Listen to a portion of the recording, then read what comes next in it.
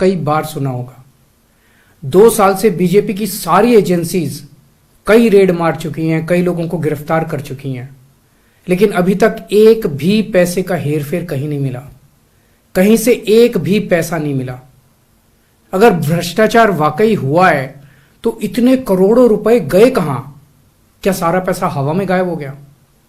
सच्चाई यह है कि किसी तरह का कोई भ्रष्टाचार हुआ ही नहीं। अगर होता तो पैसा भी मिलता।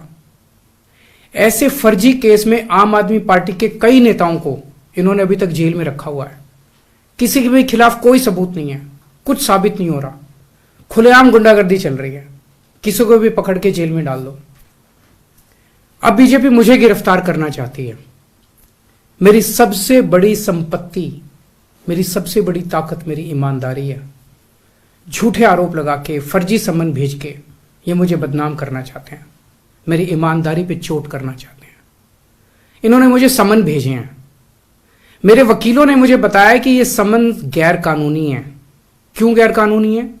ये मैंने इनको विस्तार से लिख के भेजा है। मैंने बताया है कि उनके समन कैसे गैर कानूनी है, लेकिन उन्होंने मेरी एक भी बात का जवाब नहीं दिया। इसका मतलब उनके पास मेरी बातों का जवाब नहीं है। इसका मतलब वे भी मानते हैं कि उनका नोटिस गैर कानूनी है। क्या मुझे एक गैर कानूनी सम्मन का पालन करना चाहिए? अगर कानूनी रूप से सही सम्मन आएगा तो मैं पूरा सहयोग करूंगा। बीजेपी का मकसद जांच करना तो है ही नहीं।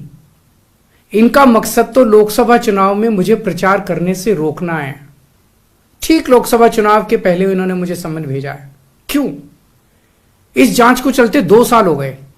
अभी ठीक लोकसभा चुनाव के पहले मुझे क्यों बुलाया जा रहा है? पहले क्यों नहीं बुलाया? सीबीआई ने मेरे को 8 महीने पहले बुलाया था। मैं सीबीआई में गया था, उनके सारे जवाब भी दिए थे।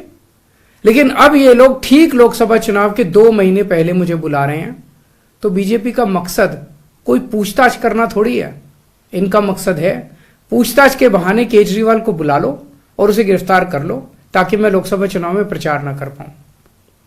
आज बीजेपी भ्रष्टाचारियों को नहीं पकड़ रही, बल्कि खुलेआम ईडी और सीबीआई का इस्तेमाल करके दूसरी पार्टियों के नेताओं को तोड़ के बीजेपी में शामिल करवाने का काम किया जा रहा है। एक नहीं, 2 नहीं, कितने उदाहरण हैं जहां किसी पार्टी के नेता के खिलाफ ईडीआई सीबीआई के मामले चल रहे थे या उन पे गंभीर आरोप लगे हुए थे। जैसे ही वो नेता बीजेपी में शामिल हुए, उनके सारे पुराने मामले बंद कर दिए गए या ठंडे बस्ते में डाल दिए गए। तो जो इनकी पार्टी ज्वाइन कर लेता है उसके सारे मामले रफा दफा कर दिए जाते हैं। जो इनकी पार्टी में नहीं जाता वो जेल जाता है। आज मनीष सिसोदिया, संजय सिंह और विजय नायर इसलिए जेल में नहीं है कि उन्होंने भ्रष्टाचार किया है, वो इसलिए जेल में है क्योंकि उन्होंने बीजेपी में शामिल होने से इंकार कर दिया है। आज हम बीजेपी का मुकाबला क्यों कर पा रहे हैं? क्योंकि हमने कोई भ्रष्टाचार नहीं किया। अगर हमने जरा सा भी गलत काम किया होता तो दूसरे भ्रष्टाचारी नेताओं की तरह आज भी हम बीजेपी में शामिल हो चुके होते आज तक।